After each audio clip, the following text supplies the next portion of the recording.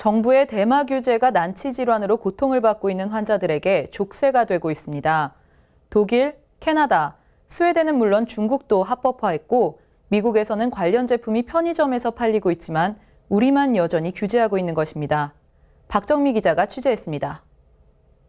난치성 뇌전증 자녀를 둔 의사 부부가 마약사범으로 조사를 받았습니다. 아이의 병세에 차도가 없자 대마에서 추출한 칸나비디올, 즉 CBD 오일을 구매해 사용한 것입니다. CBD 오일은 해외에서는 건강기능식품이지만 국내에서는 대마류로 분류해 사용이 금지돼 있습니다. 의료용 대마 합법화를 위한 일명 오찬이법이 지난 1월 더불어민주당 신창현 의원 등에 의해 발의됐지만 처리되지 못했습니다. 2015년 식약처가 대마 합법화를 위한 개정안을 냈다가 불발된 이후 두 번째였습니다.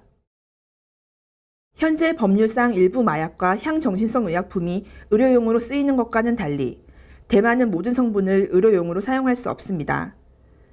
때문에 희귀난치성 질환 환자들과 말기 암 환자들은 대마에서 추출한 약이나 보조제를 사용하지 못하고 있습니다. 대표적인 것이 에피디올렉스입니다. CBD 오일을 정제한 에피디올렉스는 미국 FDA에서 드라베 증후군, 레녹스 가스토 증후군, 결정성 경화증 등 난치성 뇌전증에 탁월한 효과를 보인다고 인정했습니다. CBD 오일은 향정신성 성분이 없어 평창 동계올림픽의 도핑 약물 리스트에도 포함되어 있지 않습니다. 미국에서는 편의점에서도 판매될 정도로 일반적인 건강보조제인 탓에 희귀난치성 질환 환자 가족이 해외 직구를 했다가 사법 처리를 당하는 사례도 없지 않습니다. 국민정서법에 대마는 자꾸 연예인 일탈과 연계해서 그것을 마약으로 인식을 하니까 그런 것 같아요. 아편이나 헤로인, 코카인을 허용하면서 대마만 금지한다는 건 일관성이 없잖아요. 그런데 그만큼 대마가 우리 사회에서 이제 어떻게 보면 남용의 우려가 크니까 더 조심했던 거 아닌가 생각해요. 그런데 그건 정말 뭐가 무서워서 잘못 담그는 거죠. 고통받는 환자들이 있는데. 대마라고 하면 흔히 대마초를 생각하지만 의료용 대마는 폐를 통해 흡수하는 것 외에도 오일 형태, 알약, 연고, 스프레이, 드링크, 패치 등 그 종류가 다양합니다. 대마는 80종 이상의 활성 화학물질을 함유하고 있습니다. 흔히 환각작용을 하는 THC가 많이 알려져 있는데 이는 향정 성분이고 의료용 목적으로 사용하는 대마 성분은 대부분 CBD입니다. 마약성 진통제도 마찬가지입니다.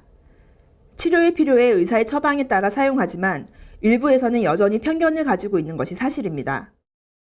의사 선생님 처방에 의해서 하는 거기 때문에 저희가 용량이라든지 그런 건 처방에 의해서 따라서 먹고 있고, 그리고 저희가 왜 마약성 진통을 먹겠어요? 왜냐하면 그거는 몸이 통증이라든지 그런 걸 조절하고 좀 삶의 질을 좀 낫게 하려고 먹는 거기 때문에 이게 오남용 그리고 그런 시각으로 보시는 분들이 의외로 많으세요. 그거는 저는 아니라고 생각해요. 왜냐하면 저희가 처방하는 것도 아니고 전문 선생님들이 처방하는 거기 때문에 그런 거는 좀 인식 변화가 필요하지 않을까.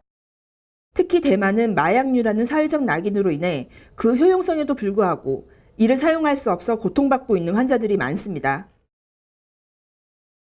의료용 대마는 이스라엘을 시작으로 미국, 캐나다, 중국, 스웨덴, 독일, 네덜란드 등에서 이미 합법화됐습니다. 그러나 국내법은 아편, 몰핀, 코데인 등 중독성 강한 마약류는 의료용으로 허가하면서도 대마만 예외로 하고 있습니다. 희귀난치성 질환 환자들에게는 생명이 걸려있는 문제이지만 시대에 뒤떨어진 법령 때문에 환자들은 절망하고 있습니다. 이 때문에 일부 희귀난치병 환자들은 처벌을 감수하고서라도 의료용 대마를 사용하는 것입니다. 어떤 의약품이 정치로 바뀌어서는 안 되거든요. 예.